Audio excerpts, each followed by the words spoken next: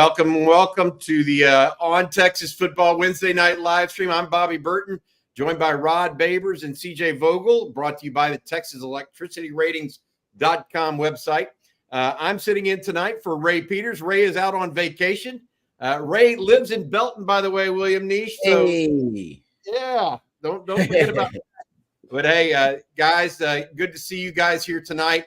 A lot of stuff going on, Rod and CJ. CJ, you and I talked earlier today about some news that's been breaking around multiple signing days now that are going to be moved around from where they were previously. Previously, signing day was just December and February. Rod, according to an ESPN report, they're going to add one in late June now to a prospect's prior to a prospect's senior year. Kind of crazy in my mind, exactly what's going on there. But what do you think about that, Rod, as far as, moving up another timeline for players to sign so early? Yeah, it's interesting. I mean, for the prospects that want to get it out of the way and they're sure and certain about what they want to do, I mean, it's great for them. I imagine some coaches would like to have a lot of the hay in the barn already, considering how jam-packed the college football calendar is now. And really, we know that the recruiting windows are not as complicated as what seems to be the transfer portal windows. So that's another thing they have to address. So I think it's good that the coaches will have, I think, kind of more options on the table to secure a recruiting class, and the players will have options too. I guess that's a good thing. But yeah, for the coaches, the calendar is still it's a mad scramble most of the time. Let me ask you this, Rod. And what's the matter with the old way of just doing it a single week in February? I mean, have we actually made it any better by increasing the number of weeks? Have we helped the high school player at all? Have we hurt the high school player by now? Coaches are going to put them in the hot box more than ever before. Hey, sign now. You never know if Texas is going to be there for you or Ohio State's going to be there for you later. Sign now. I mean, it seems to me like we're going the wrong way on this. Instead of just actually having a single week, I don't care when it is. I don't think it should be before a prospect senior year, but it seems like, it should be every single day. They can sign the letter of intent whenever they want to, or they should be able to do it on a single day, not this 3 different times of the year to where college coaches can kind of, get their grips into them a little. It's just my opinion. I don't know if it's true or not, but it seems a little, and I don't mean this from a nefarious standpoint for college coaches, but we all know it goes on. They will try to say, oh, well, Texas doesn't really want you, or Ohio State or Florida or Georgia doesn't really want you. Come over here and play it. I'm just using a term, Oklahoma State. Yeah. And I feel like that's going to be an issue for teams and for players who feel like they're going to be, like I said, they're going to be put in the hot box a little bit. Yeah, I don't know if it's better. That's a great question. I mean, I know they have more options. Yeah, it's like when I think about Netflix, right? I go through all the damn options on Netflix. I'm like, I don't know if there's still anything to watch. I don't know if there's any quality here, but there's a ton of quantity. So I got more options. I don't know if they're better options though.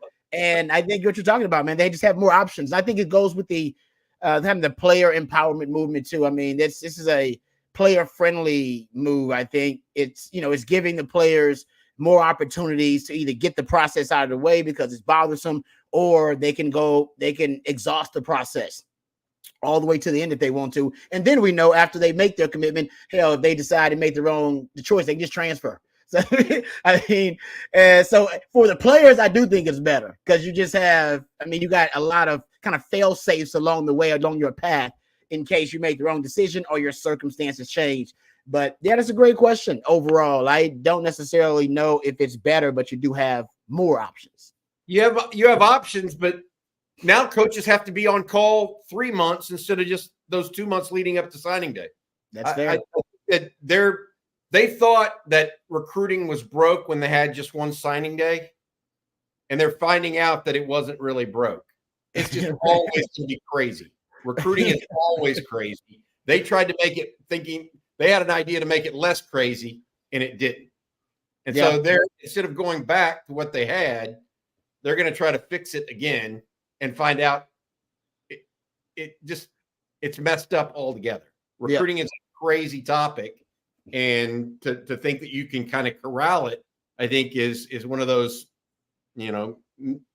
wrong ideas. Just The fool's errand. Wrong ideas. CJ, what do you have to say about it? I think the idea of adding an earlier signing day certainly suits towards the college coaching staffs. That goes without saying. How crazy things get around the holiday season for these coaching staffs, especially with the 12-team expanded playoff.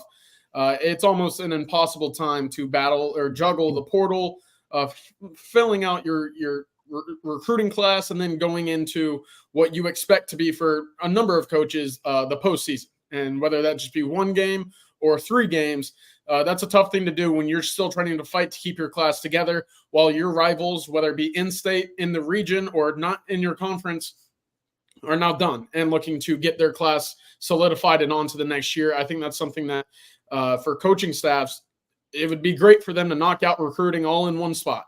I don't necessarily like where the projected, first signing day would be at the end of June. I'd rather see that a little bit later into the year, probably that first week of August or last week of July, just again, because there's 4 or 5 official weekend visits in that June period where you're now forced to, if you want to solidify and shut down everything, get it done and answer everything really quickly. And so if you're one of those guys that wants to knock everything out ahead of your senior season, give it one more month.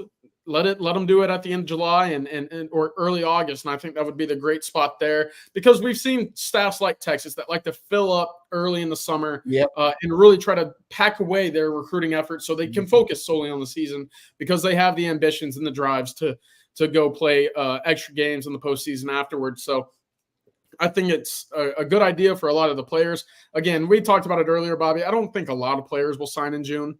No. This is one of those things where you'll probably see a quarter of the kids that you think are committed at the time, especially to maybe some of the shakier programs who might not have. If you commit to Arkansas right now, Bobby, are you signing? If you commit to Florida, because and you just saw what happened a year ago with all the headlines and the hot seat at your program. You're committed right now to get a seat in that boat. But that doesn't mean that you're taking off the life jacket and making sure that you're not leaving with the ship, right? Like, you're going to keep your options open, and I think that's a good thing. It's one of those things that kind of creates a life preservation raft for guys that want to be a part of a class but not necessarily ready to sign right away. Yeah, it's just interesting to me. And you talk about making it better for college coaches. That it doesn't. It gives them 3 times where they have to be on call instead of just 2 or just 1. This is what I'm saying. Somebody in the chat, who was it here that I thought had a really good one? James Lee. They should move the signing day to the end of spring of a prospect's senior year and have it be a singular day. Instead of February, move it to March. That gets it away from the end of the college football playoff, right? Before spring ball for the colleges. So it starts before spring ball. Move it to then, and here's the other piece that really is valuable, I think.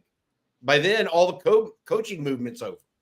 Well, are you taking away early enrollees? What's the clarification there? Early enrollees have to sign anyways. Before there was a December signing period, early enrollees never signed. They just showed up on campus. Look, here's the problem that's going to happen. There's no perfect answer.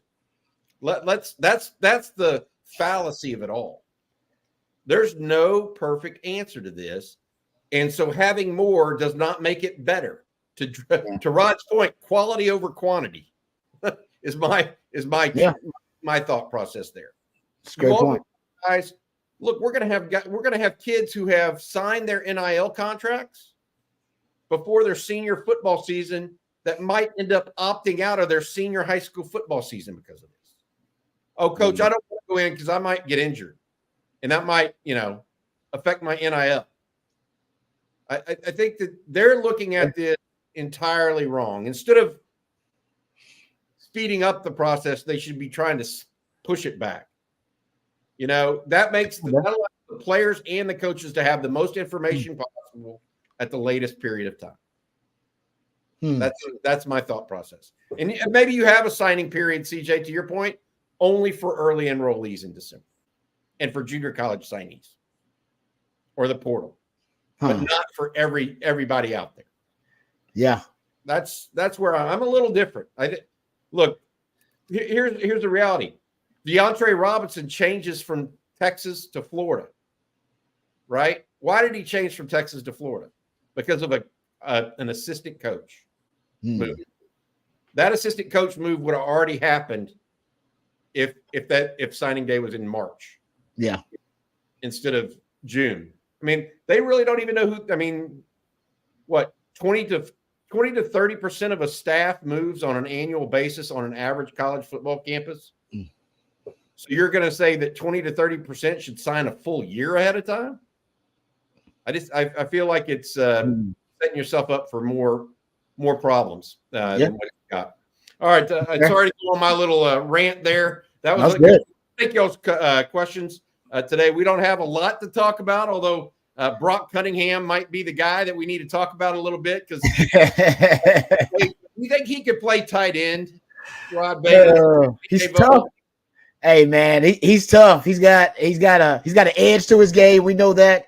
I wouldn't call him an enforcer, but he's definitely an instigator. He's an agitator out there, man. And that is a great way to put it. That's right? Him, obviously tackling the Texas Tech player. I will admit it was a dirty play. It was because I don't necessarily think he was going for the ball. But I will say this: sometimes coaches are willing to accept a penalty for a play that was out of line or a dirty play if it was to make a statement. And I think the statement that he was trying to make was, hey man, just because we're up big don't mean we're letting up. All right. We about to put it on you that we're still gonna stay aggressive. We still gonna play with an attitude, with an edge. I mean, honestly, that's one of the best performances we've seen from Texas basketball all season, if not the best. And they played with a brand of basketball, like a style of basketball. Like, I don't think this team has an identity. The hope is that was close to what their identity is going to be. They play some fiery defense, some intense defense. They get off the fast starts. The backcourt showed up for you with Max Asmus. And I love the move by Coach Terry to put in IT Horton in the lineup. I thought that was a nice move, and I think it basically kind of fueled the bench. I mean, your bench gave you 34 points in that matchup. I mean, Texas basketball plays like that. They may make some noise in the tournament. It's possible if they play like that, but they don't play like that all the time. We don't know what team we're going to see. They had just gotten blown out and gotten Old Testament style beatdowns in the prior two road games. And who would have thought in the rowdiest of most raucous of environments, they go down there in Tech and they put a beat down on Texas Tech. So I don't know who we're going to see. That's probably the problem with this team, is that the inconsistency. That's the most consistent thing about them. Yeah. Consistently inconsistent. That described Texas's offense for about 10 years in football. That's how I describe it. Seriously.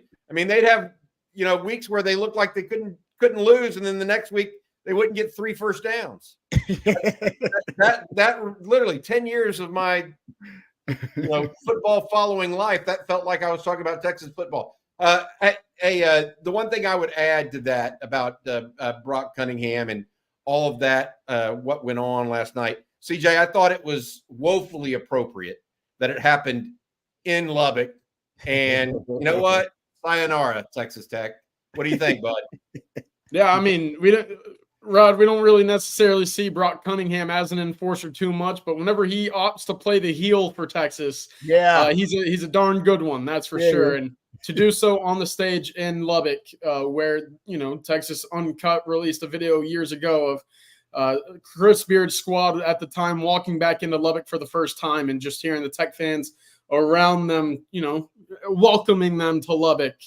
I thought it was a good send-off, one that, just like football, Texas leaving that series with an upper hand, in which it was a blowout fashion, and leaving a pretty, tasteful, remark, one last meeting between the two teams for Brock Cunningham to do that and then play into it a little bit afterward on Twitter. That's just kind of the character he is and basketball player that he brought to the Texas program. And, going into the tournament, you're going to have some of that edge and play with some of that passion again, but, within the realms of what you expect to be in the postseason. But I liked it. It was interesting. I love that Brock Cunningham's a legend now because he's one of the most hated Texas athletes in the history of the Texas Tech rivalry. Now he's right up there in the top 5 of the most Texas Tech's most hated athletes at the University of Texas. So that means something, man, to be that much of a villain.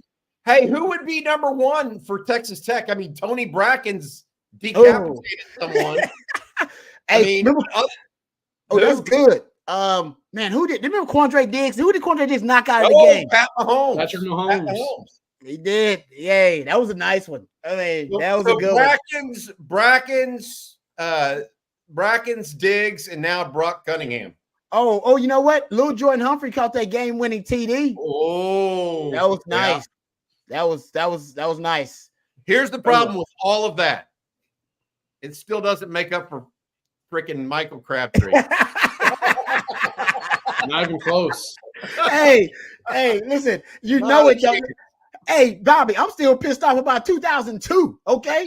Down there in Lubbock, losing to Cliff Kingsbury and Wes Welker and Mike Leach. I'm still upset about that one, so I ain't even going to worry about 2008. I can't handle that. I'm still pissed off about 02 losing down in Lubbock. So crazy things happen at night in Lubbock, and that's why Texas basketball, they deserve some praise because usually down there, when they that crazy and that rowdy throwing tortillas and beer bottles, whatever the hell else they're throwing, they usually play pretty good.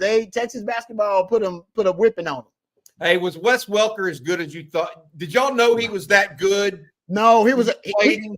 He balled out that game too. I got to go look at his stats in that game, man. He balled out on us. It was kind of a coming out party for him because we had so many injuries in that game. You remember we had Nasty Nate went down. Nathan Basher went down. We had, I believe, Kalen Thornton got hurt. I think Derek Johnson got hurt. Man, we became a mass unit. And we had some youngsters out there covering the slot. I was outside, and Wes Welker was just eating us up with them slants, quick outs. And the truth is, I'll confess this.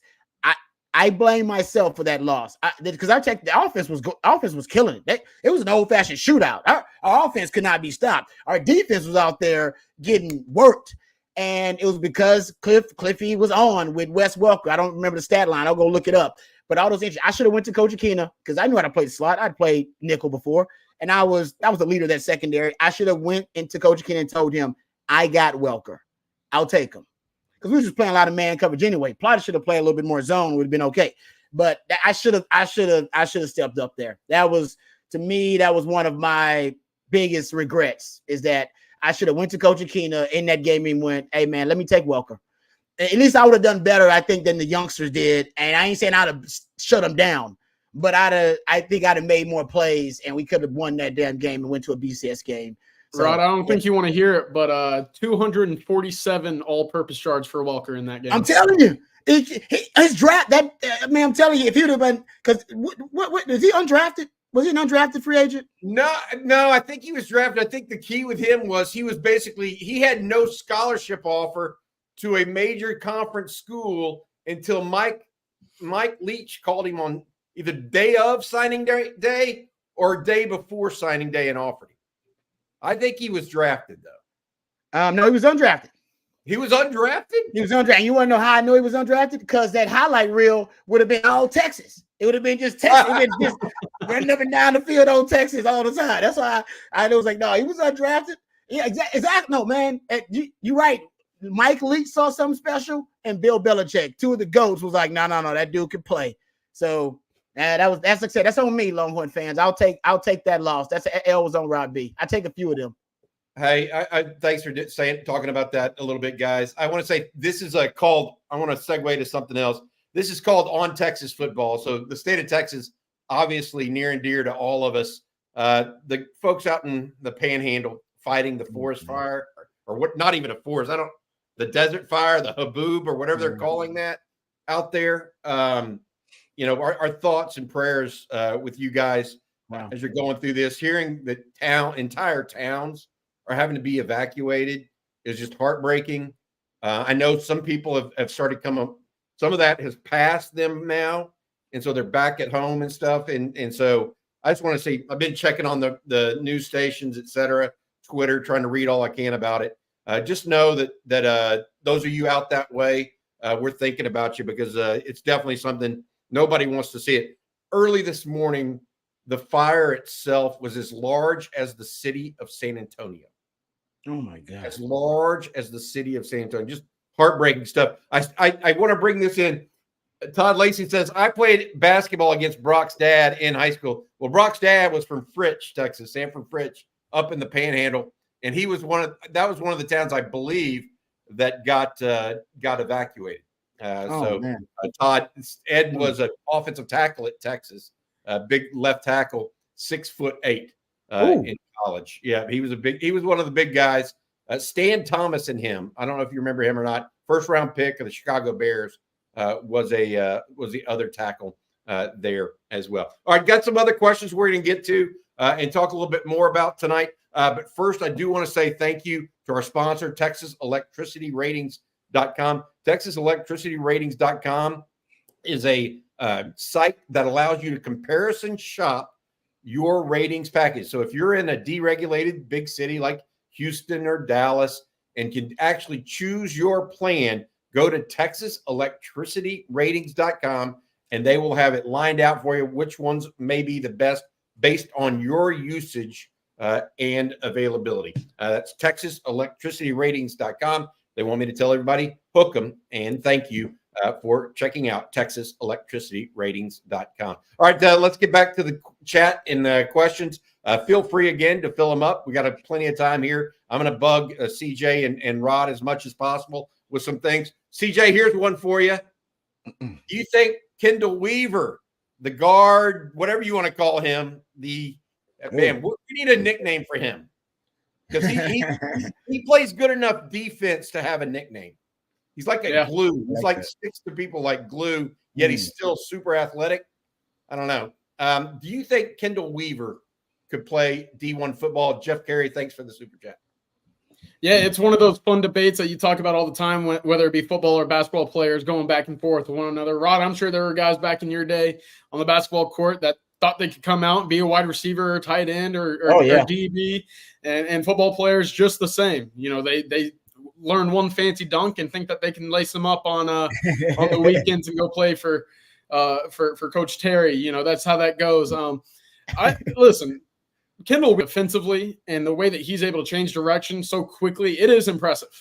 And I've long said what the NFL might have gotten as lucky as they ever would have been, wide receiver specifically, if Russell Westbrook did not opt to play football at 6'4", and the way that he has his athleticism, it would have been really fun to see him as a defensive back there. And Rod, you might be shaking your head saying, no, it's more technical to be a DB than that. But hey, you know, there's some guys that you see move athletically that quickly at that size and think, man, what if? Like saying LeBron at tight end. Who knows what could have happened, you know?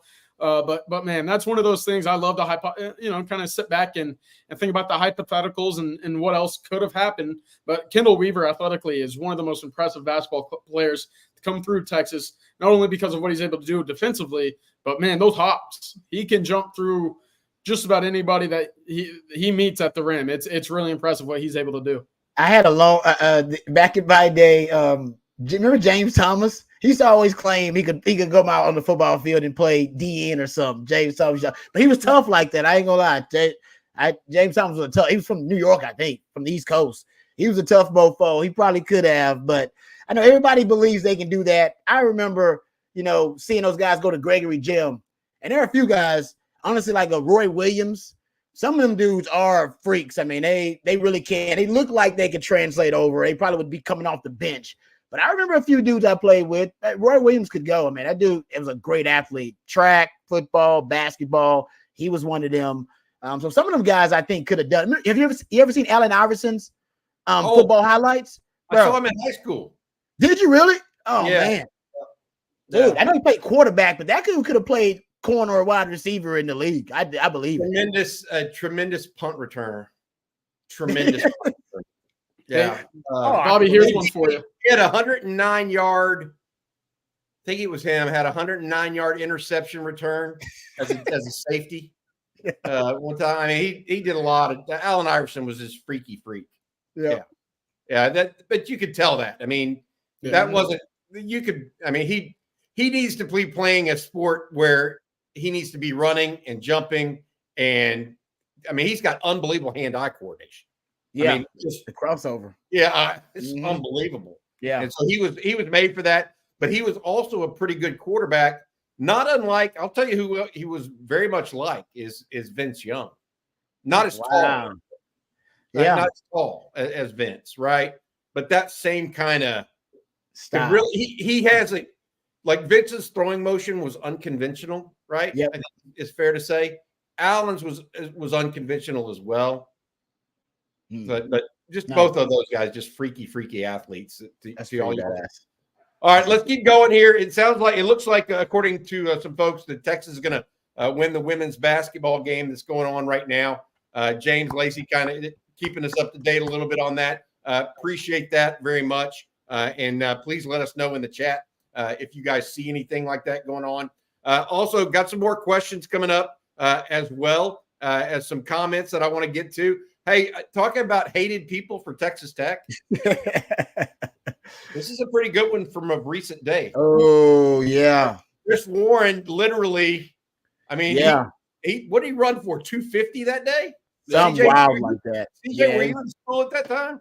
No, I wasn't. I was a senior in high school, I think. Okay, gotcha. But I remember thinking, Texas has its next, Doak Walker Award winner, right in its fold.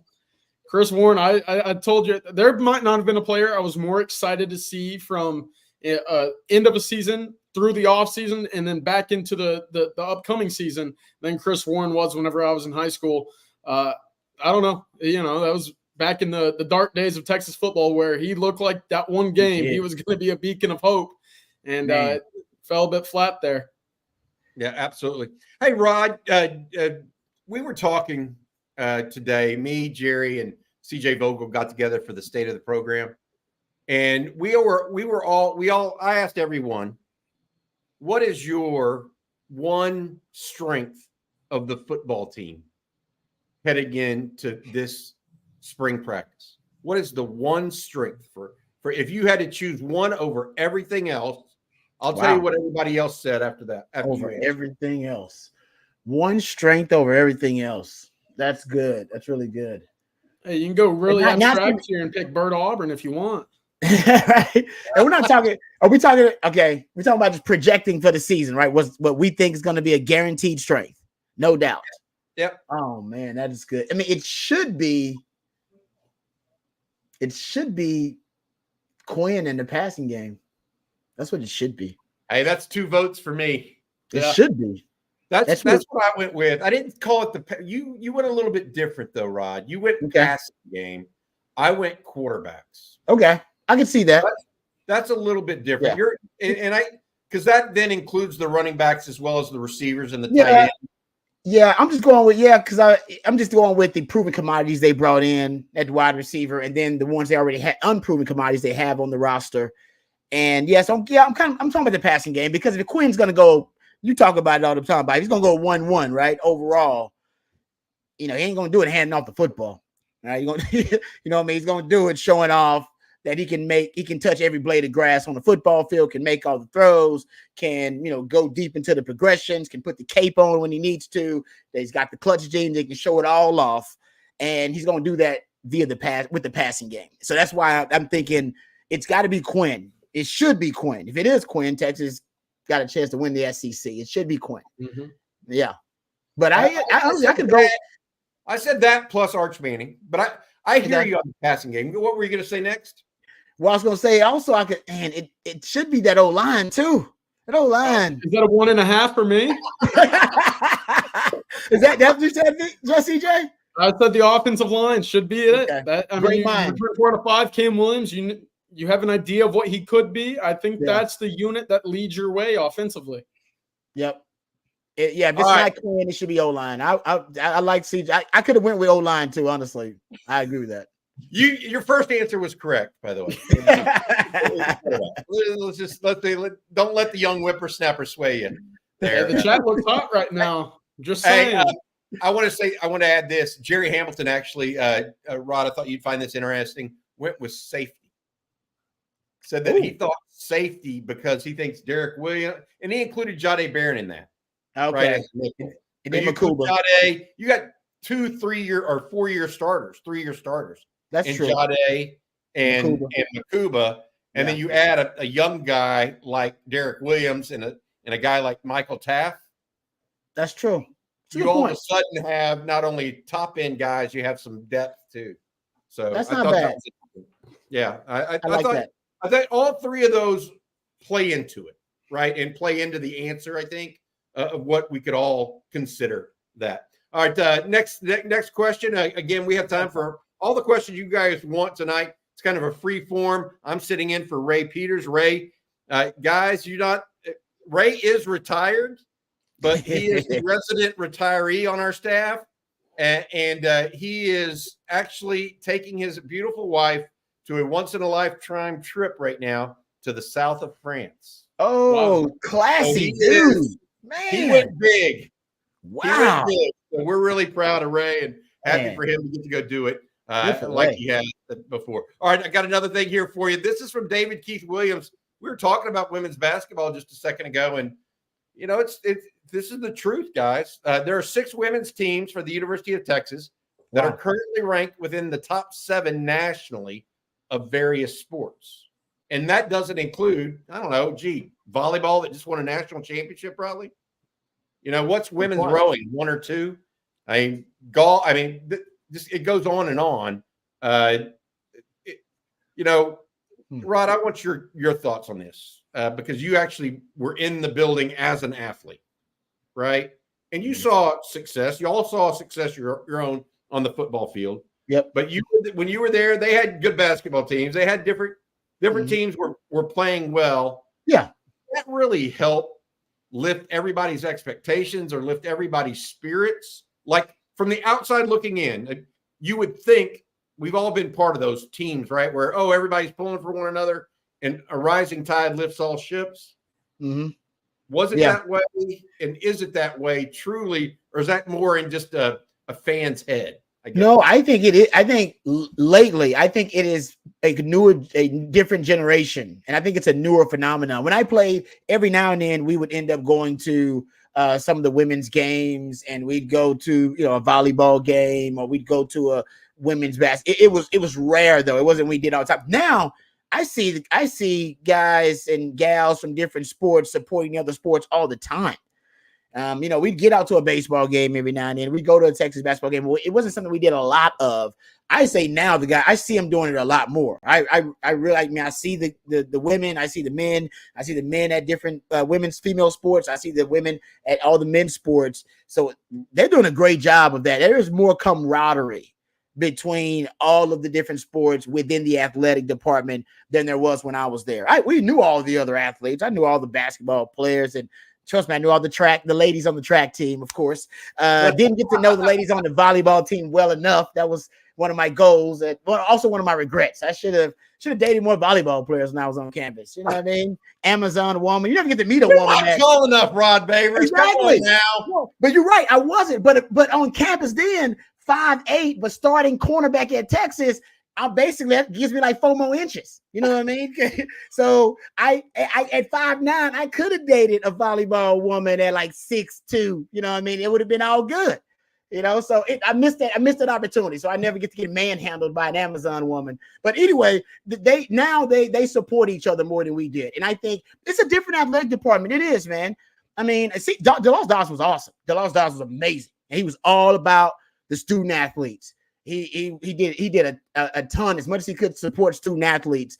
CDC's approach is he's more accessible and more about the fan experience. He supports student athletes too, but it's like he's added something to his job, which is fan experience and even accessibility. And obviously DeLaw's Dawson didn't have social media, but even then, I don't know if he was as accessible as CDC is. when the loss would go to the games and stuff, he'd be up in the boxes hanging out with, the boosters and the donors. Man, you see CDC walking around with the gin pop, just hanging around, kicking. He might just pop up around the corner. You're like, hey, CDC, what's up, man? He'd come over there. Hey, what's going on? What y'all doing?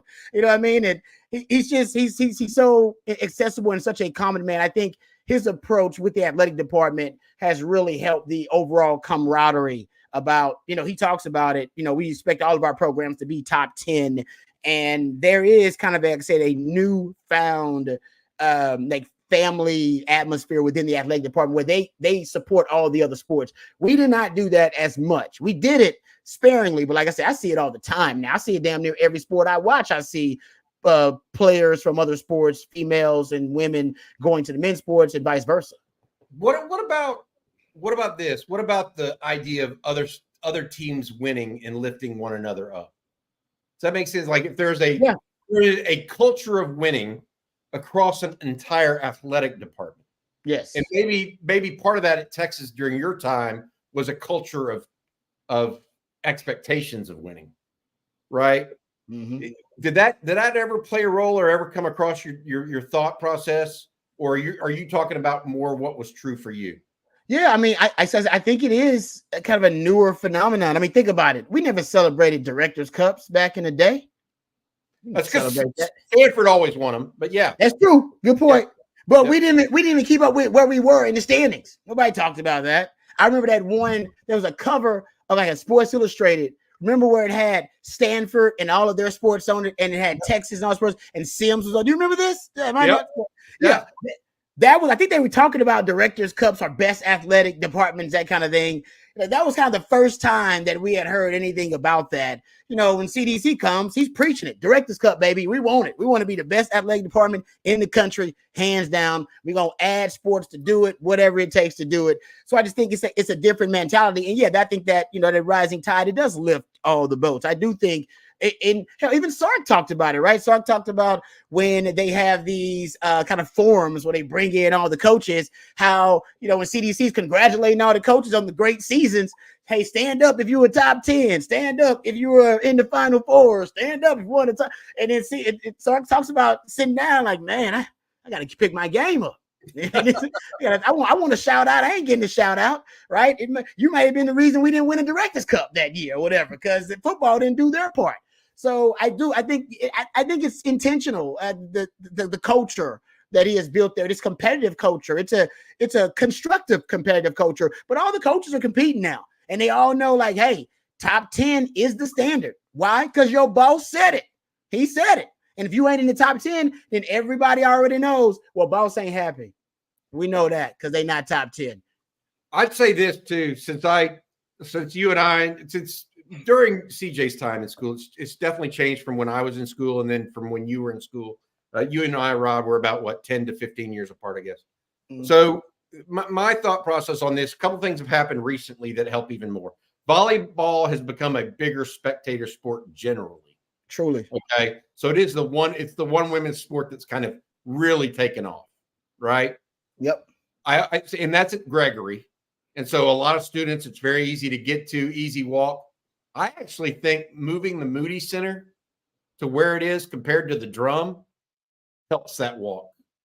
I mean, it's now 10 minutes closer. You just walk out your dorm room and it's right next to the football stadium, as opposed to across the highway, but across the MLK, down there. And it's easier for them all to go support one another. That's true. So I think that's been healthy. And that's one of the reasons why I think sports on campus is good. You see a lot of these teams that don't have sports on their campus and have to build their stadiums away. Yeah. That's a tough thing. So it's a good point though. I never thought about that, but you're right. That does matter as a student athlete, being able to just go walk right on over there. I never thought about it, but I think you're right about that. Yeah. All right. Hey, because you can't spend all your time at those games. You got to get back to study. You got other things you got to do. You got early morning workouts, etc. Hey, let's switch topics here a little bit. Back to some NLI, National Letter of Intent, not NIL, name, image, and likeness. From Justin Yarbrough. Thanks for the super chat, Justin. If there is a new signing period in June, how many will ask out of their NLI? I personally like the 2 signing days, one in the first week of December and the traditional February signing day. How many will look, if you say 25% of your class signs in June, what percent of that 25% will ask out? Because, well, I think 2 to 3 of their assistant coaches are going to be gone. And that doesn't even account for if the head coach gets fired or leaves. I bet 20 to 25%, 10 to 20% ask out of the NLI. Just trying to figure out, just doing the back of the envelope numbers. CJ, you have an idea there? I mean, it's the same as what we saw this past offseason, I would say, with that kind of approach. We saw the craziest coaching carousel in my college football watching days. I don't think, it's up for debate in that regard. How many guys did you see request letter of intent, kind of releases? I think if you do it in June, going into the season, one, things could change.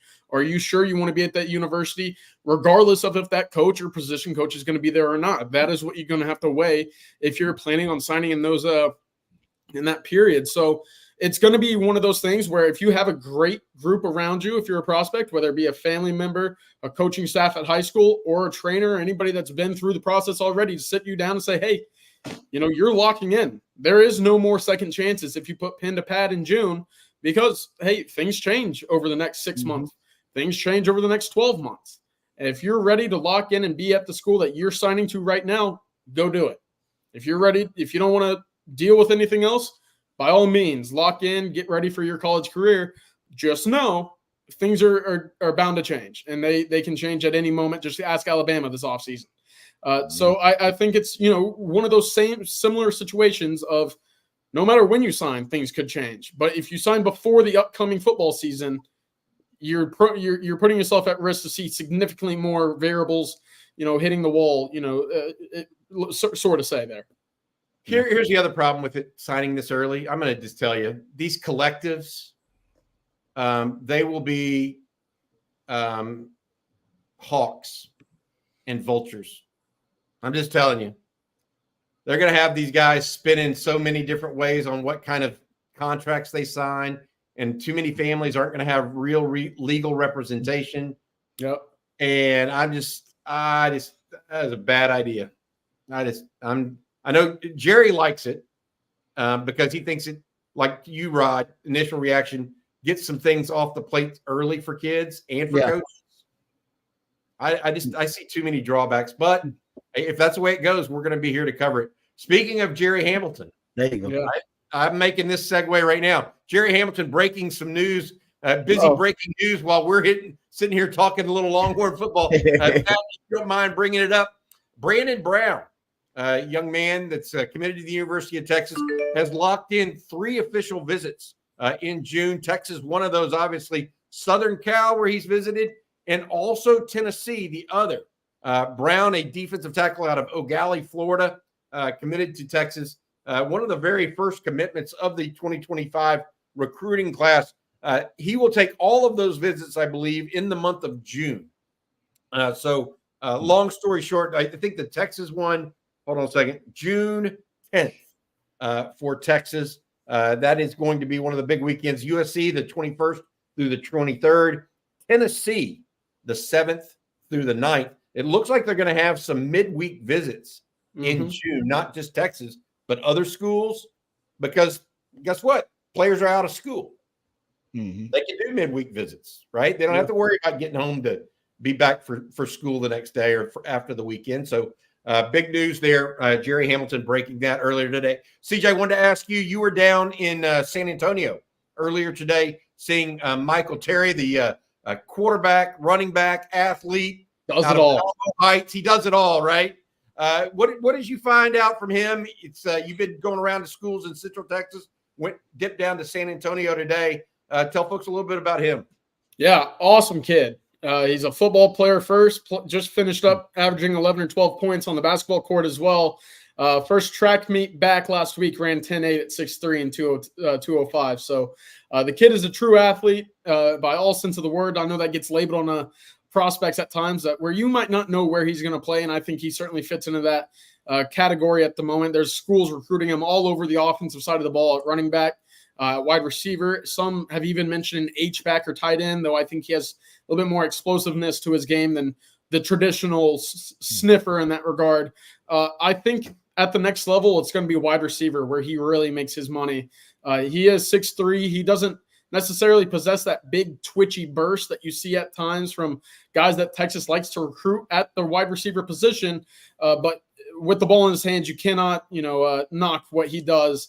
It's really, really impressive. There's a few schools coming in now that are a bit new from where we saw from his update in January when he mentioned Texas, TCU, and Texas Tech as the 3 to watch. Oregon's emerged a little bit. He has a trip planned for the spring to go see Nebraska as well. And since seeing him in January, Texas A&M has made a move as well. So a lot of new chapters for that recruitment right now. Texas, again, kind of spotty with the communication at the moment. A lot of it has been Tashard Choice. Every now and then Steve Sarkisian will get on the phone with him. The biggest selling point to him is, hey, I'm going to go to a spot where I can get the ball. Right now, he sees wide receiver as a spot that he wants to play at the next level. And it'll be interesting to see where else he goes in this spring because he doesn't have anything locked in. Only a trip up to Lincoln to see the Cornhuskers is slated for April. Nothing else. He's wide open, but he loves being this close to home. Again, only about an hour and a half up to Austin. And again, interestingly, though, Tashard Choice, when he was at Georgia Tech, was the first coach to offer him. He was in 8th grade. The summer of his 8th grade year, he got the offer from Tashard Choice. They've been building ever since. And whenever he revisited in January to receive an official visit from Texas, it was Steve Sarkisian and Tashard Choice there to really keep that momentum going on Texas' side of things now. So a little bit of something to watch there, and probably a reason why you haven't seen a whole lot of Chris Jackson in his recruitment just yet. Did you know that before you visited with him today? Or is that no, I did not. I sat down with Coach Ritterman, the head coach at Alamo Heights, and he gave me the whole rundown. It was a really – he's an awesome coach, awesome program down there.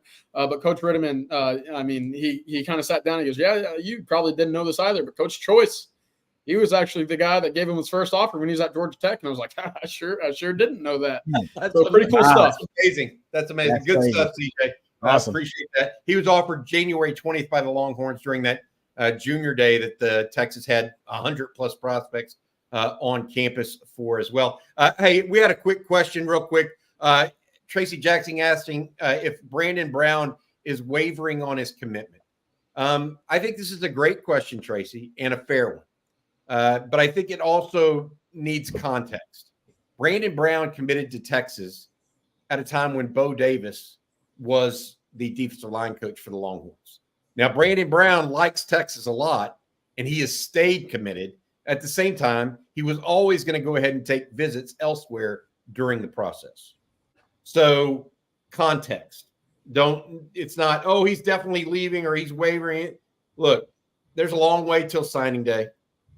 Let's see how it plays out. Right now, he's sticking with the Longhorns, but there's going to be that situation that we need to watch out for. So just be aware of it. All right, let's go to a couple other questions. Got a comment here from William Nish. We appreciate the super chat. William, Rod, CJ, Bobby, Jerry, thanks for all the great content. We appreciate you guys. Thank you, William.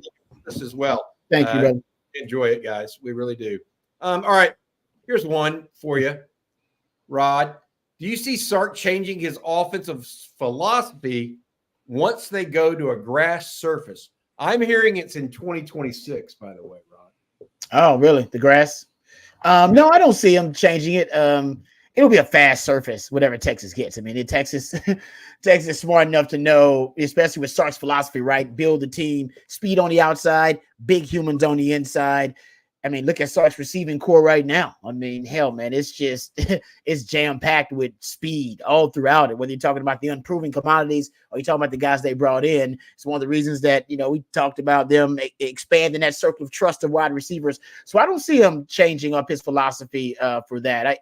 If anything, I see Sark actually, in terms of his philosophy, becoming a little bit more diverse philosophically, because he's got so many great athletes everywhere. Now, once you start stockpiling talent the way he's doing it, at wide receiver, they got a lot of talent there. That's why we're talking about him expanding the circle of trust there. The offensive line, CJ talks about that should be a strength.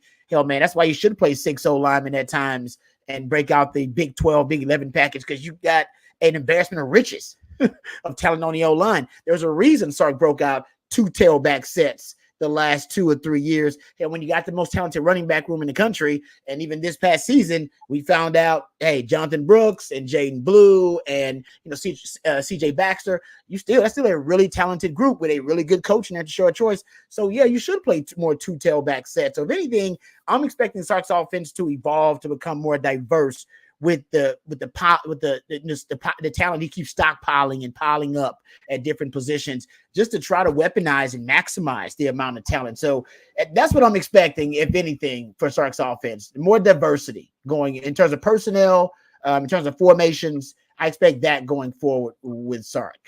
I actually really like that question. I think it's a lot of fun. Yeah, and Todd Lacey asked this question. He said he's the one that asked the question, right? He said in November with all of the rain. Is why I asked. Okay. And so that's what he's thinking. Does he change? And yeah, it should drain really well. Texas, with the resources they have, that field should be top 3 to 5 fields in the country. We shouldn't have drainage issues. It should be top notch now. Come on now. Really, yeah. we got field issues. It's not the cold and wet like in the Midwest. That's true. Oh yeah, great point. That could make you want to change your offense a little bit. And that tears up the field, because that tears up the field, right? Yeah. Yeah, exactly. Yeah. All right, Burt Horns. Who is going to lead the team in receiving yards next year? Who's going to lead the team in receiving yards? CJ got this one, because CJ got that great article. If it's not Isaiah Bond, I'd be shocked. Okay. I'd be shocked. Jonte Cook? He got a shot. Jonte ain't got a chance to lead. I think what we've seen, just the skill traits that we see from Bond and Worthy, I think line up a little bit closer than what we see from Cook and Worthy, simply because of the speed threats and obviously the production that we've seen from Bond at Alabama as well. We know that he can perform in those big games, come up with the big catches like he did in the Iron Bowl this past season. It's one of those things where Sarkisian, over the 3 years that he had Xavier Worthy, fed him. And I think that the minute that Isaiah Bond gets into that circle of trust and becomes that guy that Quinn Ewers can say, yeah, we're both going to be in the NFL draft this year, then you'll start seeing that bond form a little bit this spring, over the summer specifically, and early into next year, he's going to be that guy for Texas, without a doubt. I do think, and I've said this before, Jonte's going to be that number 2 guy. And that's no knock on Silas Bolden, no knock on Matthew Golden. I just think being around Quinn Ewers and Sarkisian for an extra year, there's a reason why Jonte was a borderline 5-star guy. He's very talented, and we've both talked about it, Rod. His routes are as crisp as anybody that you'll see in the entire program. He will find a way onto the field. Should he be 100% ready to get there, he'll put up some numbers in my eyes. Yeah, I think I'm going with Bond. I do believe. I just feel like he's got some yards on the wall. I mean, he's had some stats, right? Bolden has had stats. Golden has too. But I think he's probably the older one and probably more ready to go. It's interesting about that Rod brought up Jonte Cook, because it could end up being whoever plays that slot role for Texas as opposed to the outside role. I don't know why I'm feeling that way, because Jordan Whittington was not that guy for Quinn Ewers, because he was not a quick to get open guy. That's the one thing about Jordan Whittington. He didn't really get open quickly, right? No. But if you can get open quickly, and I think Jonte is more that type of receiver, that may change the underneath stuff quite a bit. Bobby. And if Cook's that guy. Yeah. I was going to ask you, if you look for a slot guy like a Jordan Whittington to kind of be that, insurance guy for Quinn Ewers, I wonder where Texas goes with that. If Isaiah Bond's going to be your wide receiver 1, he spent 60% of his snaps at Alabama inside the slot. Yep. That's going to be a learning curve there, whether or not Texas uses them solely outside or uses them. We've talked about positionless a little bit, but if you're going to have a guy like Jordan Whittington that mans that interior spot, who that is going to be very important, because we've seen guys like Matthew Golden, about more than a third of his snaps at Houston last year were inside the slot, and he had a very short average distance of target as well, just over 8 yards. So if that's going to be your guy, you got to make sure that the hands are right and everything lines up well there. So it'll be interesting. I think this spring is going to be very fun. As Jerry keeps saying, I cannot wait to see what that first kind of starting lineup looks like in just over 20 days. Yeah, Earl Campbell days, by the way, to the spring ball. You mentioned that, and I will say this: what I would like to know what Bond did as a freshman at Alabama, because Tommy Rees has a different style of offense than the Bill O'Briens or a Steve Sarkisian. He just does. He's more, and plus they were so run centric with the quarterback, and that Jalen Milroe doesn't throw the ball well outside. He throws the deep ball well. Yeah, he does. Right. But that's about all he throws well. And so I wonder if that figures into it a little bit too, based on those stats you gave, CJ. All right. We got time for one or two more questions to grab before we got to get going here tonight. Thank you all for joining us on Texas Football Wednesday night live stream, brought to you by TexasElectricityRatings.com. Texas Electricity Ratings is a website that allows you to shop for electricity programs that fit your needs. So if you're familiar with deregulated energy in big cities like Houston, Dallas, and have that opportunity, go to TexasElectricityRatings.com. They have a list of all the different providers, but also can help you figure out which ones are real and legit versus the gimmicky plans, and also give you an understanding based specifically on your usage. That's TexasElectricityRatings.com. We appreciate them for their ongoing sponsorship of On Texas Football. All right, a couple of more questions before we get going here, guys. I thought this was a pretty good one. CJ, I'm going to let you try to take this. Our next commitment from Victor Santiago. Thank you, Victor, for the question. Our next commitment will be on the defensive side or the offensive side. Where do you think? Yeah, this is fun. I like to lean the offensive side of the ball, and this is simply because of when the next group of guys will be coming to campus in March and April. Right now, April 6th is looking like it's going to be a loaded day on the offensive side of the ball. You talk about Kelshawn Johnson, Ricky Stewart, Khalid Lockett, KJ Lacey coming in big time as well, John Mills, Tyler Thomas. There's a number of big offensive guys coming in on that weekend. That kind of precedes what we're going to see on the spring game, and that'll be a big weekend as well. But getting those big offensive guys on campus early, I think that'll help get that ball moving a little bit further. I like the offensive side of the ball, and maybe on the offensive line. There's a lot of guys that Texas is targeting right now. Again, if you're able to get those guys on campus more times than once this early in the year, it normally bodes well. Offensive linemen go early, relatively speaking. Yeah, not all of them. Like some of the big time ones, like Kelvin Banks, don't make a decision until the very end or switch. But a lot of them do go early.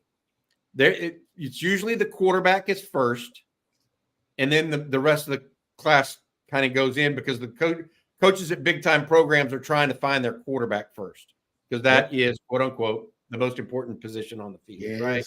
And so now I think Texas currently has 5 commitments, if I'm not mistaken, for the 2025 class.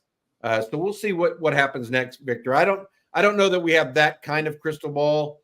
I will say there have been guys that have been talking about it, but none that have actually dominoed at this point.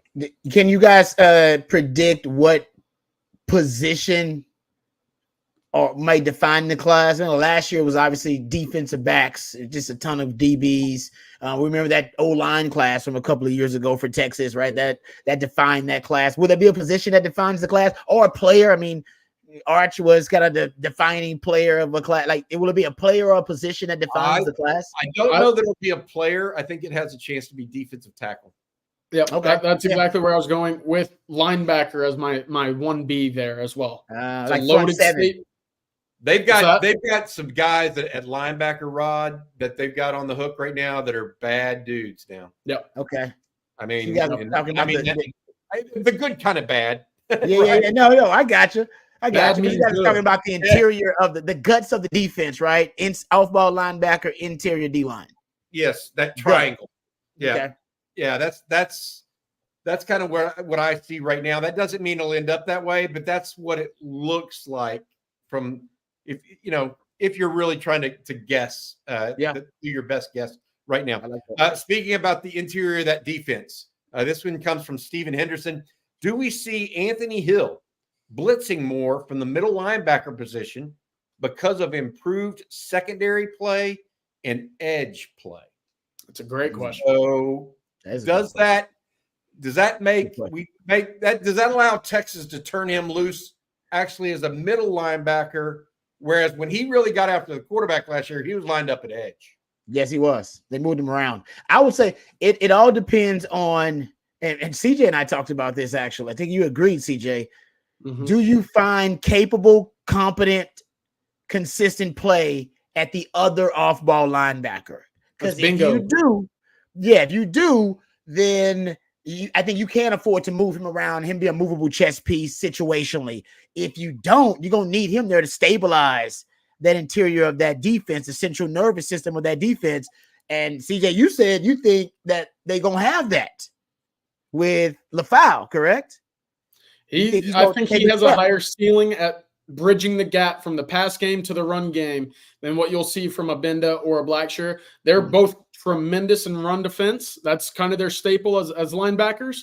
But I think if you're going to take Anthony Hill out of the passing game, the passing coverage, can you rely on the two of them? That's the question mark, in which we have yet to see them as consistently reliable coverage guys at the linebacker spot. That's where my hesitancy comes in right now. Yeah. Good stuff.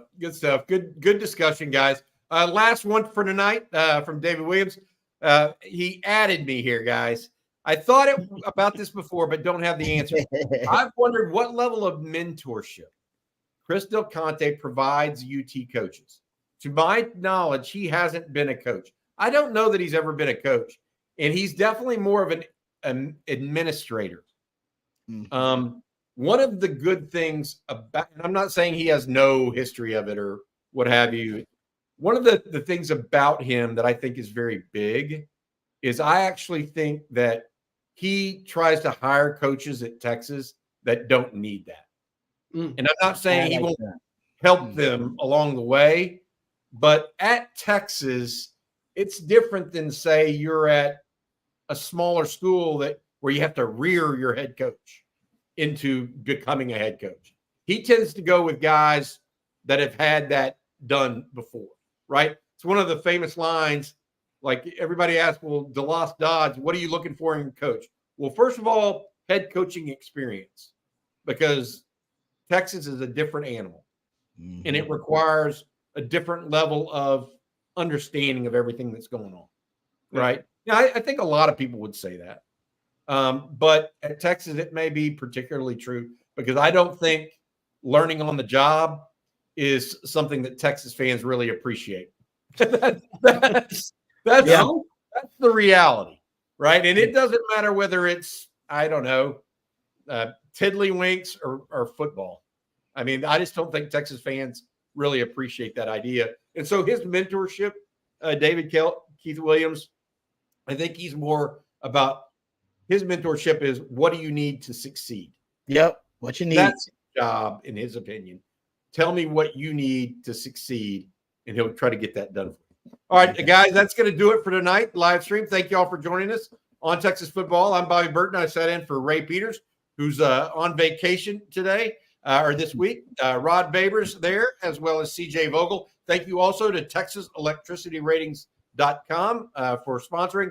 And thank all of you for joining us tonight. Good questions, good topics. Hope everybody had a good time. 20 days away from spring ball. And I want to say one last thing. We have a special coming up on Sunday night. Rod Babers, myself, and Jerry Hamilton are going to be having a quiz show, game show that has to do with trivia. And it's the three of us going up against one another. CJ, you're going to have to be an auditor of that game show and Wow. Ring in if you can hear it from. What's the categories we're talking about here? Can I get a jump on the categories at least? What we doing? The categories are football, and football. That's my guess, bro. So I can just study football, and I'll be all right. Huh? Hey, we'll see. I'll be back tomorrow morning with the coffee and football. Myself, Blake Monroe, and Jerry Hamilton. Maybe he'll tell us a little bit about this Brandon Brown situation as well. For CJ and Rod, I'm Bobby Burton, and our producer Matt Hutchison. Hook 'em. Hook 'em.